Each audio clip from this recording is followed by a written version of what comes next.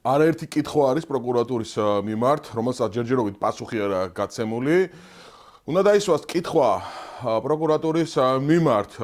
ფიქრობს თუ არა პროკურატურა კვალიფიკაციის შეცვლას, ბრალის შეცვლას, როდესაც ჩვენ ვიხილეთ სადისტური ქმედება, ჯგუფურად ჩადენილი სადისტური ქმედება პოლიციელების მხრიდან საქართველოს მოქალაქის მიმართ. ფიქრობს თუ არა კვალიფიკაციის შეცვლას და არის თუ არა ამ კუთხით მსჯელობა.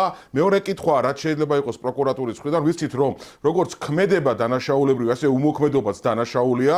ადამიანები იქ, რომლებიც სამართალდამცავები ქვიათ და ამ შემთხვევაში უყურებდნენ ძალადობას, რატომ არ აღკვეთეს ძალადობა, რა მოიმოქმედეს ამ შემთხვევაში ძალადობის აღსაკვეთად და იმოქმედეს თუ არა სამსახურებრივი პრომოსილების ფარგლებში. ამის შეფასებას აპირებს, ამ ქმედების შეფასებას აპირებს თუ არა პროკურატურა, როგორც ამ შემთხვევაში დანაშაულებრივი ქმედების შეფასებას და მოიწურა თუ არა ბრალდებულთა ამ შემთხვევაში პირთა წრე.